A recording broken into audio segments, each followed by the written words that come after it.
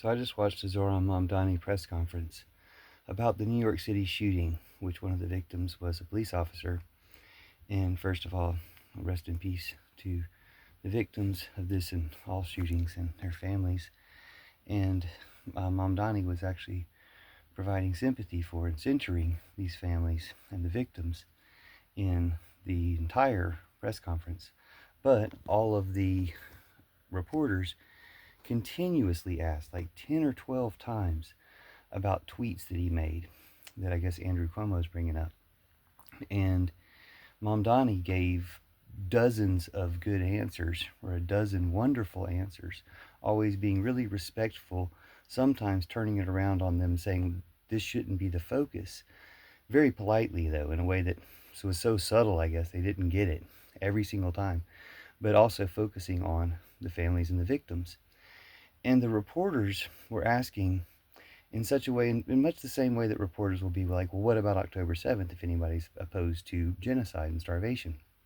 And acting like they're of a morally superior level, that they can't pay attention to what he says until he joins them on their morally superior level of condemning any statements of criticism of the police. And of course, he didn't condemn his past statements. He said that they were inconsistent with his current campaign, that he's grown and changed from some of what the statements represent.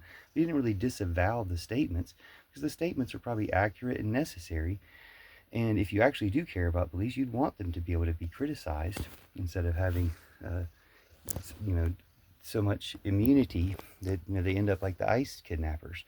So you want the criticism to be there in order to protect them and to protect everybody.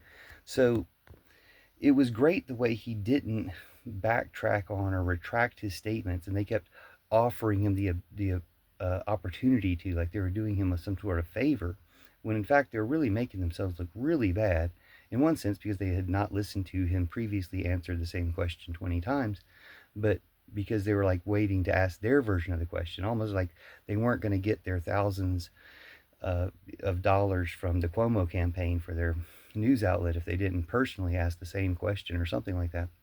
And you wait and see, Mr. Cuomo, others. I will be mayor. I'm going to clean up this town. But Mamdani was fantastic. He gave such wonderful responses and included, because he was asked the question so many different times, he included more information or took it in different directions or had different things to say that were all valuable and good.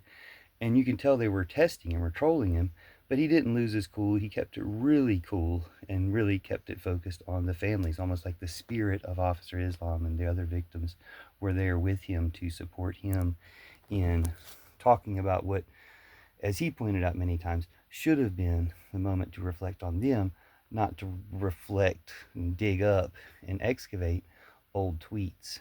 But it was very touching the way he responded, and very telling the way the reporters kept asking this question.